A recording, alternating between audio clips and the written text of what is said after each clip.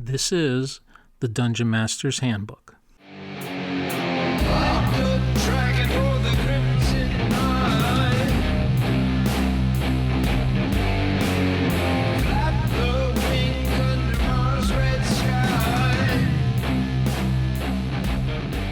Hello, and welcome to another episode of the Dungeon Master's Handbook. I'm Michael, Chicago Wiz, and I'm glad you're here. I am really excited about this episode.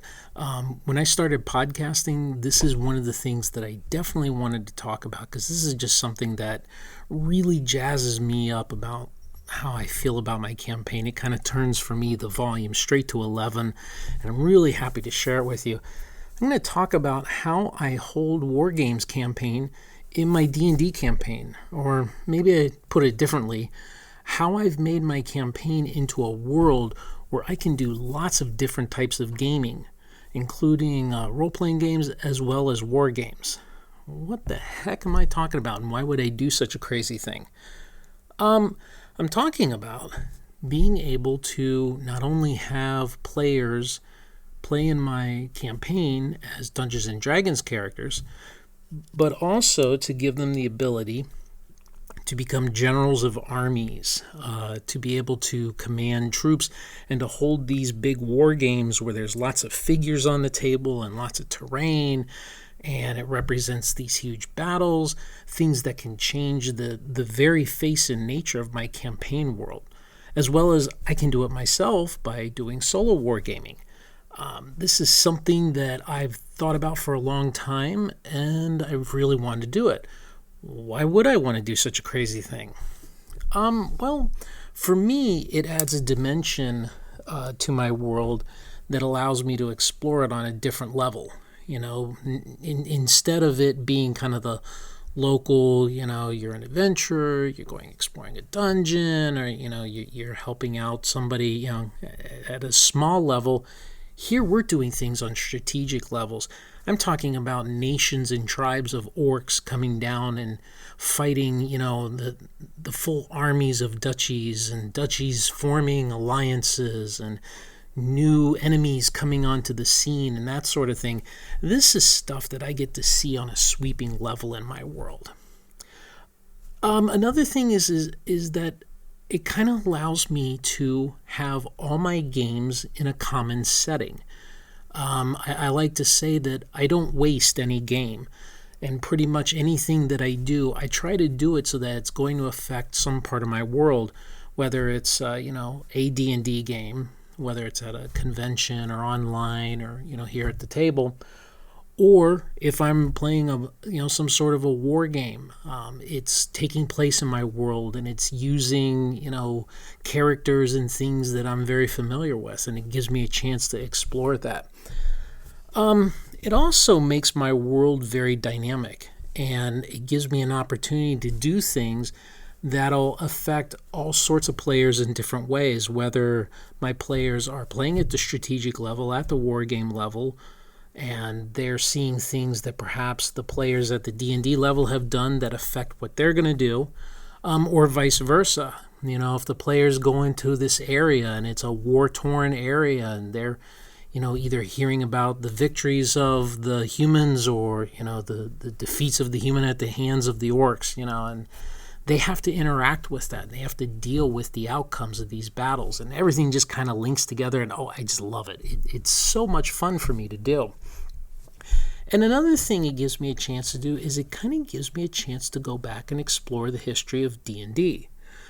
We all know that D&D had its roots in campaigns that started as war games, and that D&D itself was heavily influenced, if not springing from, a set of rules that started off as war games rules. I'm talking about chainmail.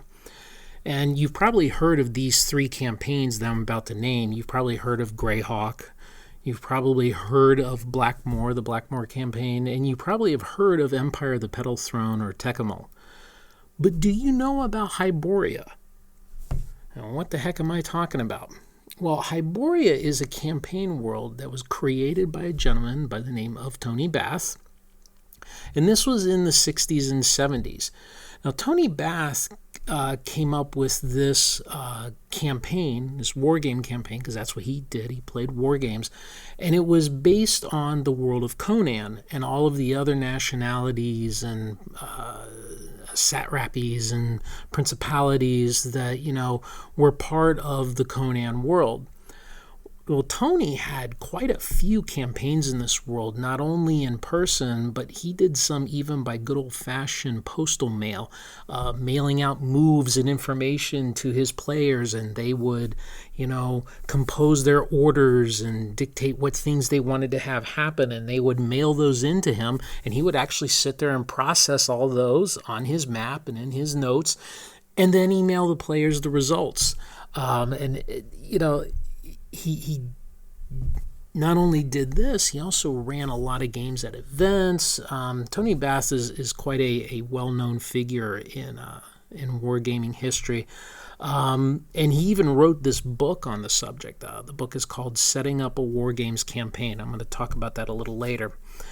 Hyboria in the 60s and 70s really caught the attention of a lot of people, including David Arneson, who is the creator of Blackmoor, and it can be argued that if it weren't for David Arneson, Gary Gygax may not have made the jump into doing a War Games campaign with a little bit of role-playing in it, which then led to the Dungeon Adventures and all of that in D&D as we know it. David Arneson had started out a war game campaign in a similar vein to Tony Bath's Hyboria. When he started out Blackmoor, he started it as, a war game that's exploring the various characters and, role-playing them a little bit, and then he extended it into a dungeon crawl. And David Arneson named Tony Bath as a huge influence. Now, of course, we probably have all heard about Greyhawk, and that was Gary Gygax's campaign that was developed in part from the influences that Gary had gotten when he played in David Arneson's Blackmoor games. He loved it, and so he started coming up with his own set of rules, and he worked with David on fleshing those out, and he created Greyhawk as a result of this. And, so it's kind of not hard to imagine that Gary not being aware of Tony Bath and the Hyboria campaign. In fact, I'm pretty sure Gary probably had a copy of the book and was very familiar with the rules. And then the third big campaign you might have heard of that included war games is Empire of the Petal Throne, or Tecumseh. That's the exotic world of Professor M.A.R. Barker that was based on Dungeons & Dragons. But I got to tell you, it's probably one of the most unique settings out there. I'm very hard-pressed to think of other settings that are as unique as Tecumseh and what Professor Barker came up with. And I know from having read things that Professor Barker wrote and having talked to people that played in his campaign, Professor Barker was very much influenced by Tony Bath and Hyboria, including in how Professor Barker kept track of his NPCs on these little 3x5 cards that he had a Rolodex for, and having these vast battles in the Tecumseh world that involved all of these fantastic armies from these different places. So the influence of wargaming in D&D was set very early on, and a lot of it directly attributable to this Hyboria campaign. So I'm reading all this and I'm learning all this, and I'm like, wow, could I do something like that? Could I have this ability to have this world that would include both? And well, sure enough, I've managed to make it work. I've had this opportunity to explore the connection between having a wargaming campaign and a role-playing campaign in a single world and see how they play off of each other. So that's a little bit about why I've done this. So how about we talk about the how I've done this? And as you're going to hear, that's pretty much an evolving story. So in an earlier episode, in episode 7, I talked about how I was able to incorporate mass combat in my D&D games and vice versa.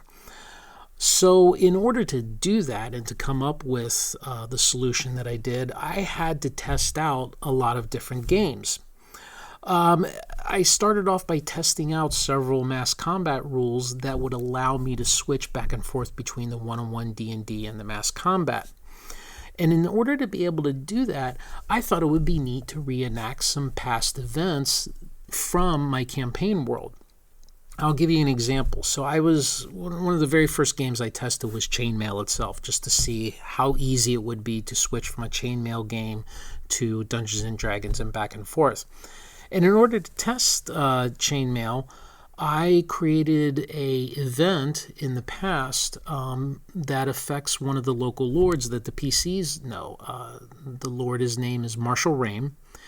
And the battle that I reenacted was called the Battle of McGillicuddy's Farm. It was a raid that the goblins had, the goblins were doing because the harvest was very good and the goblins wanted to get in on the goods. So they performed a raid. And Marshall Rame's father was killed in this battle. In fact, sure enough, in that chainmail game, the commander of the human forces was killed. And I liked that result so much, and it kind of worked into how I had played Marshall Rame up till then. It became part of the lore. And what's funny is I replayed that same battle several times with using various other games, and in almost every time, the general died, so the dice were definitely telling me a story there. I also, when I was testing the Wargames, various ways of doing it, I fought a battle that actually did directly influence the characters in kind of more of a current day event. The same Marshall Rame had to raise a force and go liberate a large town that had been taken over by the orcs. The town's name was U.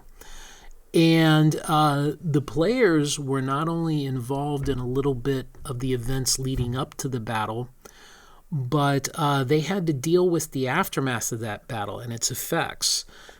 They saw the results of the refugees. They saw how the town had been devastated, and in fact they were caught up in a 2 or 3 game kind of mini story arc where they went searching for Marshall Rame's daughter and ended up freeing her and taking out a whole group of bad guys. So very cool. It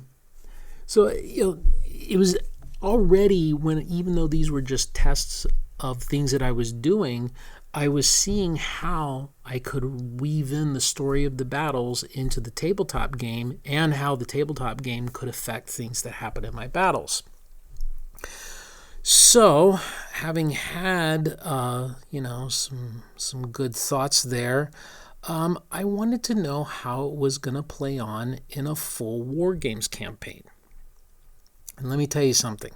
That is a big story. And since we're about out of time now, I don't like these podcasts to go long. I think I'm going to leave more of the how to the next episode, where I'm going to get into more about how I really did a full Wargames campaign and how it's playing out in my world. I want to thank you for joining me, and I also want to thank you for the kind comments, suggestions, and feedback. I really appreciate it. I hope you enjoyed the last episode where I answered a bunch of how do I questions. Please keep those coming. I love getting them, and I will answer more in the future. I'd also like to ask if you would please leave me reviews on iTunes. It helps to get the podcast known, and people will see the great reviews and want to listen themselves. And also, please share the podcast on Twitter, on Facebook, on Google+, wherever you're doing your social media. We have a Facebook page, and we do have a Facebook group as well. So why don't you come join that and let me know what you think. All right, that's it. Until next time, game on.